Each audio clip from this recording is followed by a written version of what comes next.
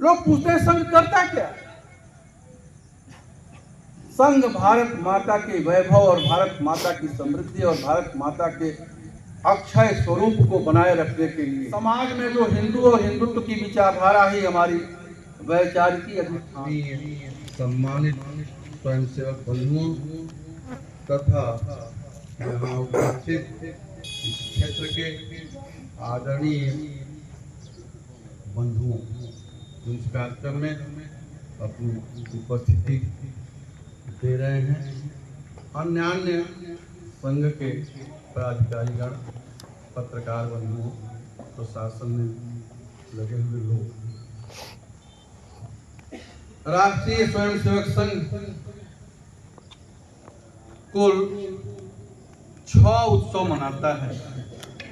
वैसे अपना देश उत्सवों का देश है, बहुत सारे उत्सव हैं, परंतु उन उत्सवों में जो वह उत्सव मनाता है उसमें विजयादशमी उत्सव अत्यंत ही महत्वपूर्ण और हम सबके लिए आदर्श का, सीख देने वाला, शक्ति का संदेश देने वाला उत्सव।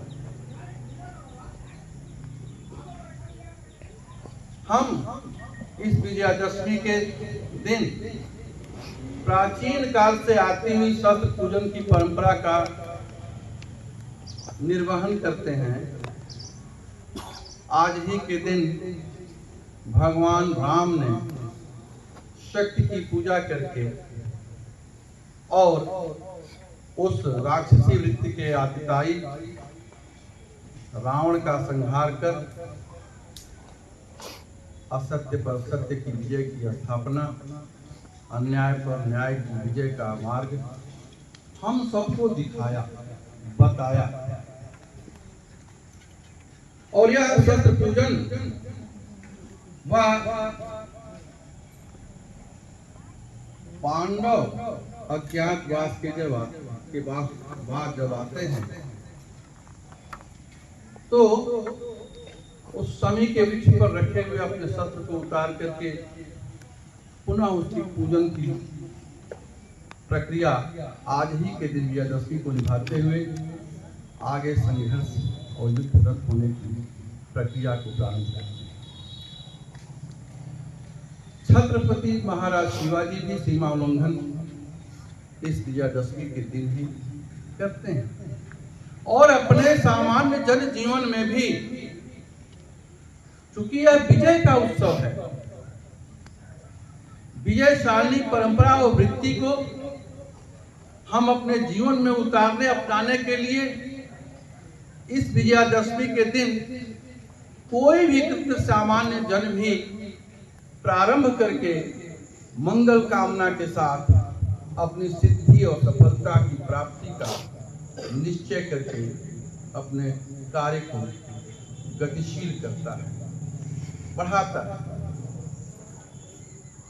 और आज ही के दिन 27 सितंबर 1925 को डॉक्टर केशव बलराम हेडगेवार जी ने नागपुर में कुछ बच्चों को लेकर, स्वयंसेवकों को लेकर राष्ट्रीय स्वयंसेवक संघ की स्थापना किया था। और वह राष्ट्रीय स्वयंसेवक संघ की स्थापना के पीछे उनका मूल उद्देश्य था, क्योंकि अपना देश सदियों की परतंत्रता से, उस प्रताड़ना और व्यथा से व्यथित जनजीवन, बहुत ही कष्टमय जीवन, सामान्य जन अधिक उस प्रताड़ना और व्यथा से अपने जीवन को जीने में कष्ट की अनुभूति करता आ रहा था। उन्होंने विचार किया आखिर ऐसा हुआ क्यों? क्योंकि भारत जो अत्यंत वैभव, शौर्य, पराक्रमशाली, समृद्धशाली एक देश, जिसके वैभव और उस समृद्धि को देख करके सोने की चिड़िया के रूप में जाना जाने वाला यह देश इस परिस्थिति में क्यों पहुंच गया, जिसका पराक्रम और शौर्य एक 72 भारत पर शासन अखंड भारत के रूप में जो देश था उस पर किया करता था। और उन्होंने जब विचार किया तो उनको लगा कि हम सब आपस में बिखरे टूटे एक दूसरे के प्रति स्नेह संपर्क संबंध से अलग रहते हुए इस भारतीय परंपरा की एकता और अखंडता से दूर होकर के कुछ घृणित स्वार्थों को लेकर के उन विधर्मी विदेशियों के साथ जुड़कर उनके शासन में सहयोगी बन गए और हम एक न रहने के कारण स्वतंत्र हो गए। क्योंकि यह देश जिसके बारे में कहा गया हिमालयात् समारभ्य यावदेन्दु इंदु सरोवरम तम देश निर्मित देशम हिंदुस्थानम प्रचक्षते। इतना अपना विशाल देश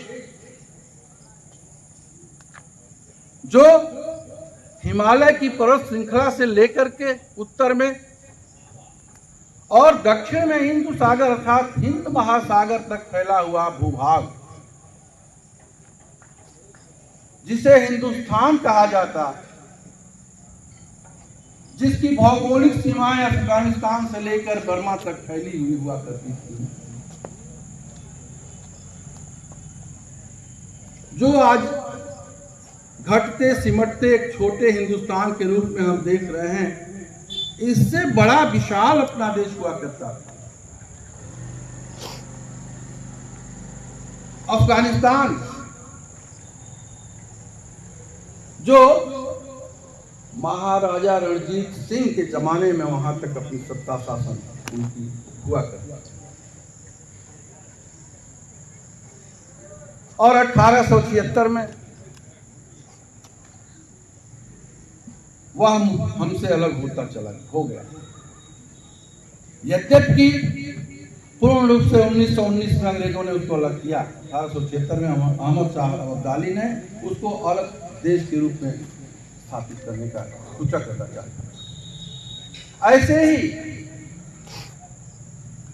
अपना ये नेपाल 1904 में हमसे अलग हो गया, 1906 में भूटान अलग हो गया।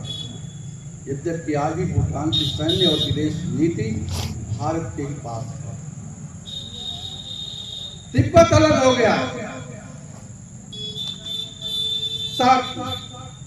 1935 में श्रीलंका, 1937 में बर्मा ब्रह्म देश जिसको आज हम म्यांमार के रूप में जानते हैं। इतना विशाल अखंड भारत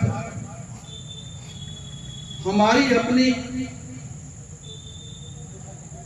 एकता न होने से, एक दूसरे के प्रति द्वेष ईर्ष्या की भावना से ग्रसित होने के कारण उन विधर्मी और विदेशी आक्रांताओं के साथ प्रलोभन में जुड़ करके हम स्वतंत्रता को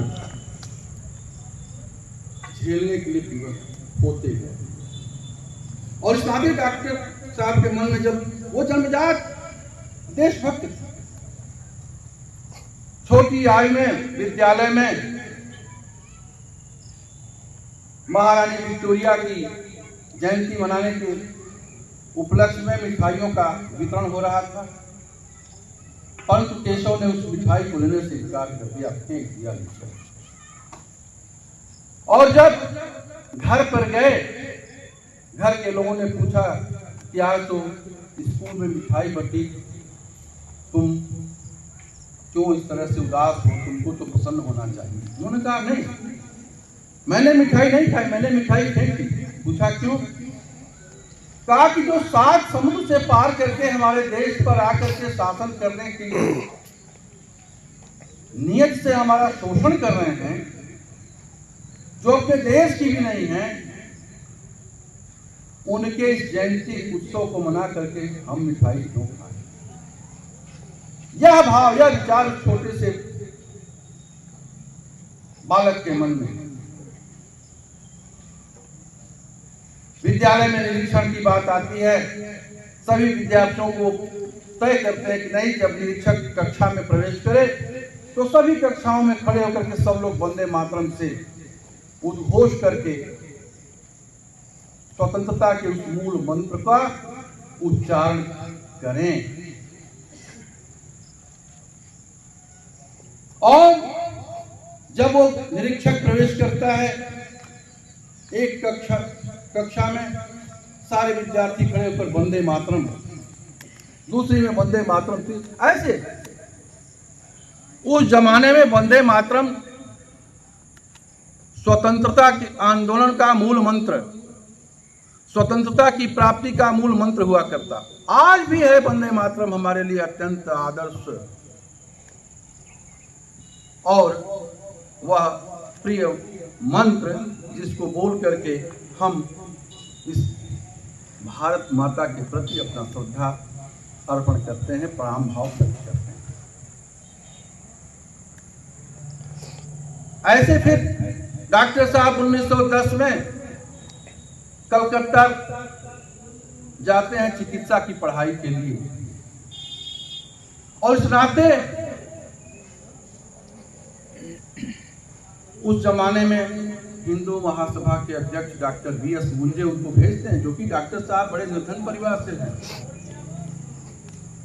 परंतु वहां शिक्षा ग्रहण करने के लिए जो भेजते हैं, उसके पीछे चिकित्सा की शिक्षा ग्रहण करने के साथ साथ जो अत्यंत सूक्ष्म दृष्टि और पवित्र भावना थी कि कलकत्ता उस जमाने में क्रांतिकारियों का केंद्र हुआ करता था। सारे क्रांतिकारी भारत माता की स्वतंत्रता के लिए हर प्रकार के शस्त्र के साथ या अन्य तरह से उनका विरोध करने के लिए कार्य किया करते थे। वहां उस समय अनुशीलन समिति में डॉक्टर साहब जुड़ जाते हैं, रास बिहारी घोष, अरविंद घोष, उल्लास दत्त, अनेक अनुशीलन समिति के सदस्य के संपर्क में वह तमाम सूचनाएं यहां से वहां पहुंचाते हैं, और फिर उस क्रांतिकारी विचार को अपने भीतर आत्मसात करके भारत की स्वतंत्रता के प्रति उनका विचार और भी प्रबल और प्रगाढ़ और पुष्ट होता है। वहां से 1905 में अंग्रेजों ने बंग भंग का नियम पारित कर बंगाल को दो भागों में बांट दिया, पूर्वी बंगाल और पश्चिमी बंगाल। परंतु अनुशीलन समिति के लोगों ने उसका विरोध किया, और उनके उस विरोध और उनके उस आंदोलन और उनकी शक्ति के आगे उस ब्रिटिश हुकूमत को झुकना पड़ा, और बंग भंग के आदेश को उनको वापस लेना पड़ा। यह ऐसे परिवेश में डॉक्टर साहब ने भारत माता के प्रति इस प्रकार का कार्य, किस प्रकार का व्यवहार अपनी जीवन शैली में अपनाना होगा, वह उन्होंने सीखा, अपनाया। पर 1915 में वो पूर्ण कर लेते हैं चिकित्सा की सबसे ऊंची पढ़ाई, जिसको आज हम MBBS के रूप में जानते हैं। उनके प्रिंसिपल के पास पत्र आता है नियुक्ति का कि ये पत्र इनको नियुक्ति दी जाती है, परंतु वो नियुक्ति नहीं देते। परिवार बड़ा प्रसन्न था, अत्यंत सामान्य परिवार, जिनका भरण पोषण पुरोहित के कार्य से हुआ करता, बड़ा प्रसन्न था कि बेटा चिकित्सक हो जाएगा, हमारी ये निर्धनता समाप्त हो जाएगी। परंतु केशव के मन में कुछ और पड़ रहा था। केशव के हृदय में इस भारत माता की स्वतंत्रता के लिए बीज अंकुरित होकर के फलित पुष्पित हो रहा था कि किस प्रकार से इस भारत माता की स्वतंत्रता को प्राप्त किया जाए, देश को स्वतंत्र कराया जाए। और उन्होंने इनकार कर दिया। वो आते हैं वहां से, फिर पढ़ाई पूरी करके नागपुर, और उसके बाद उस जमाने में इंडियन नेशनल कांग्रेस जो आंदोलन का एक स्वरूप होकर लेकर पूरे देश में स्वतंत्रता के लिए लड़ाई और आंदोलन उसके नेतृत्व में चल रहा था, उसमें पंडित बाल गंगाधर तिलक के नेतृत्व में सम्मिलित होकर के कांग्रेस के विदर्भ प्रांत के सचिव के रूप में वो जिम्मेदारी निभाई।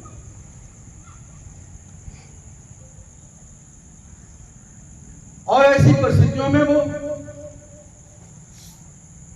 आंदोलनों में, असहयोग आंदोलन में 1921 में जेल जाते हैं।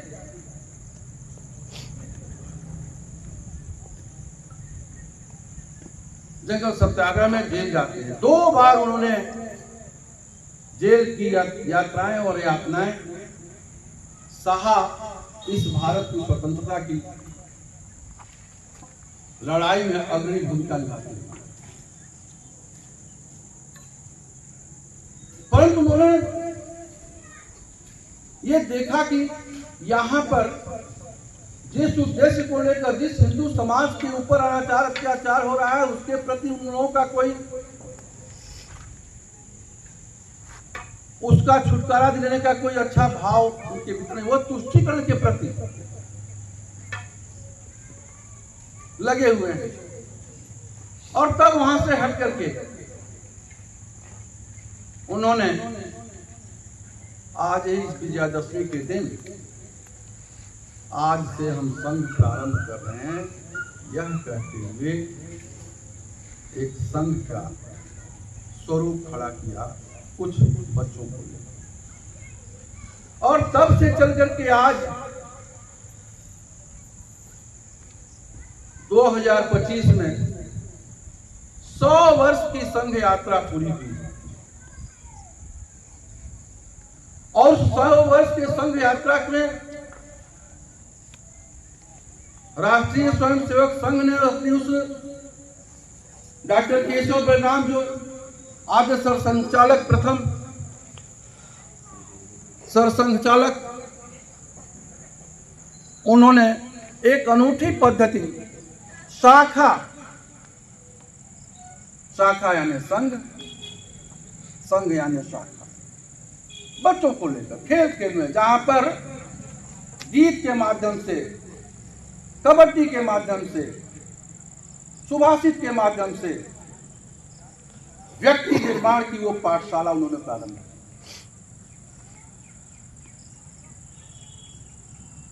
क्योंकि उनको लगा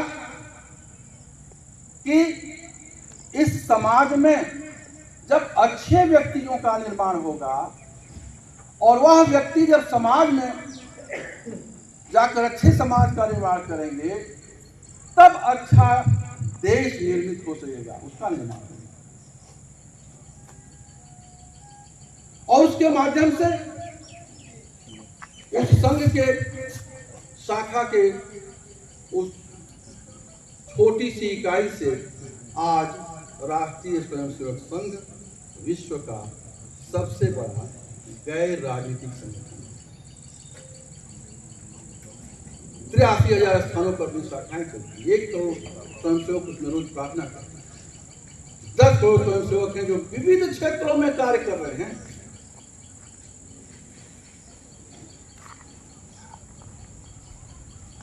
संघ 1934 में संघ के प्रशिक्षण शिविर में महात्मा गांधी गए थे और उन्होंने देखा कि यह सब लोग इस गणवेश में आकर के किस प्रकार से प्रशिक्षण ग्रहण कर रहे हैं, इसका पैसा कहां से आता है या कहां से। उनको लगता था कि यह सारा गणवेश डॉक्टर केशव बलराम हेटवार ने इनको उपलब्ध कराया है अपने पैसे से। तो डॉक्टर साहब ने नहीं, सब लोग अपने पैसे से सिलवा करके यह सब पहने हुए हैं। उस समय हाफ पैंट हुआ करता था। और यहाँ जो भोजन जलपान हो रहा है एक साथ सभी स्वयंसेवकों का, उसके लिए भी उन्होंने अपना शुल्क देकर के प्रशिक्षण ग्रहण करने की पद्धति को स्वीकार किया। उनसे जानना चाहते थे कि इसमें किस, चूंकि संघ की स्थापना के मूल में ही यह था कि किसी जातिगत भेदभावना से ऊपर उठ करके हिंदू हिंदू के नाते हिंदव सोदरा सर्वे न हिंदू पतितो भवे, मम दीक्षा हिंदू रक्षा मम मंत्र समानता। सभी हिंदू सहोदर भाई हैं, एक ही उधर से उत्पन्न हुए हैं। चचेरे फुफेरे ममेरे मौसेरे भाई नहीं हैं। श्रद्धा मनु की हम सब संतानें हैं, भारत माता की हम सब संतानें हैं। किसी प्रकार का छूत अछूत ऊंच नीच का भेदगत जातिगत भेदभावना हमारे बीच नहीं है। यह जो स्वयं सेवक है इसको दूर करने की, इसके नाते अपना देश कमजोर होता चला। बीच के कालखंड में पहले ऐसी परिस्थितियां नहीं।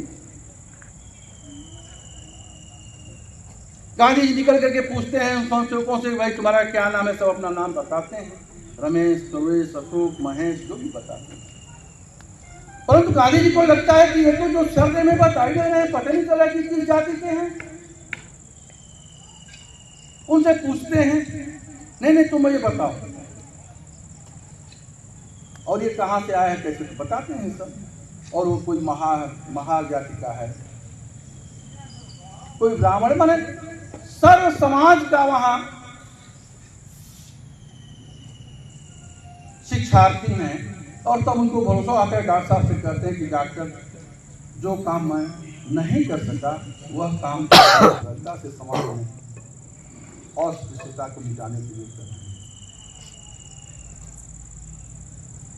तो इस प्रकार का यह संघ,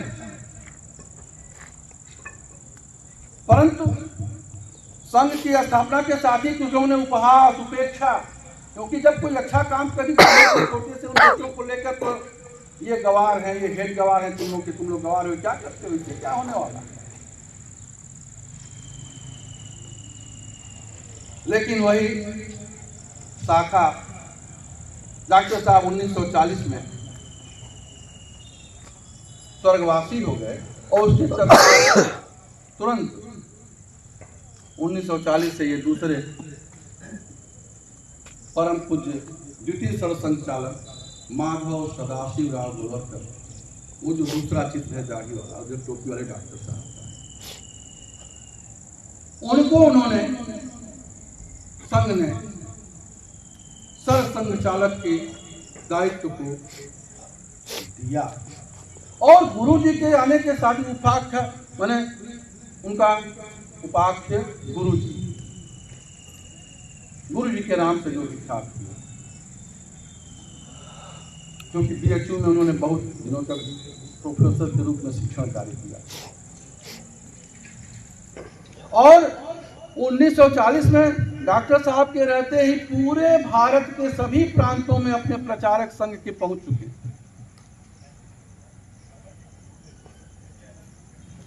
एक लघु भारत का स्वरूप उन्होंने अपने उस अंतिम प्रशिक्षण के अंदर भारत का देख लिया।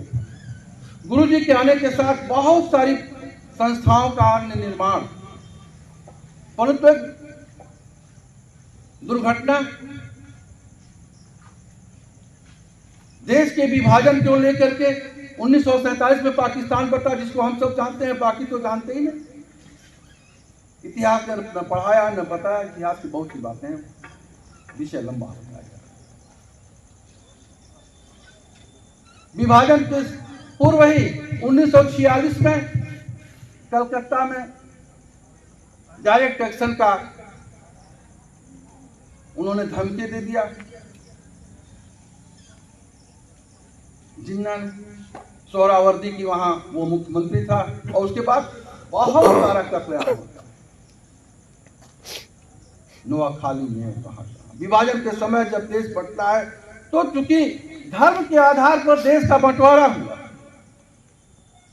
हिंदू मुसलमान के आधार पर दो देशों का निर्माण हुआ। अंग्रेजों ने यह षड्यंत्र और साजिश रची, भारत को कमजोर करने की उनकी यह साजिश सफल हुई, देश बंट गया, और उस देश के बंटने के साथ ही अपना हिंदू समाज जो वहां से इस देश में आया,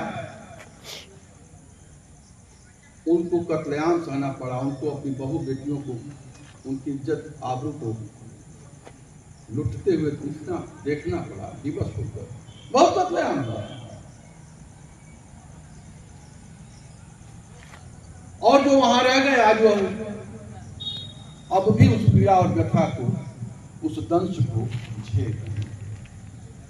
यहां से नहीं गए, उनको रोक दिया गया उस धर्म के लोगों को, गांधी जी ने।